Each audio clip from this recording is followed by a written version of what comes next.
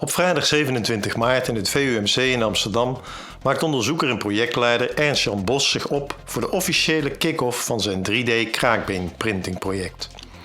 Terwijl de champagne en de 3D-geprinte glazen langzaam chambreren, verzamelen de genodigden zich in de ontvangstruimte.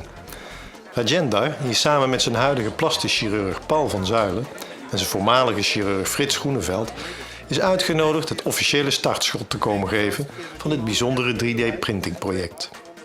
Rajendar onderging ten gevolge van een brandwondenongeval 99 operaties.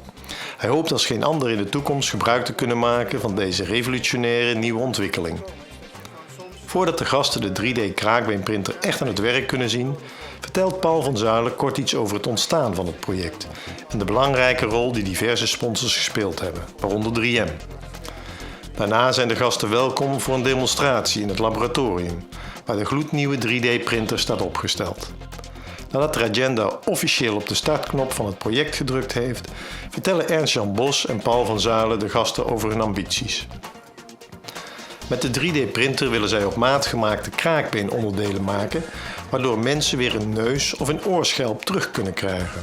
Het werkt als volgt. De eerste stap is dat de printer een op maat gemaakte poreuze mal van bijvoorbeeld een oor print. Hier ziet u een voorbeeldje van een dergelijke mal.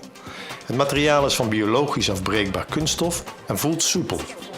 Daarna wordt in deze mal een gel aangebracht met erin opgekweekte kraakbeencellen van de patiënt zelf. Uiteindelijk zal de mal langzaam oplossen en de kraakbeencellen zullen uitgroeien tot een implanteerbaar stukje kraakbeen in de gewenste vorm. Het klinkt wellicht simpel, maar voordat het zover is, zal er eerst nog veel onderzoek gedaan moeten worden. Maar nu de 3D-printer geïnstalleerd is, kan het onderzoek ook echt van start gaan.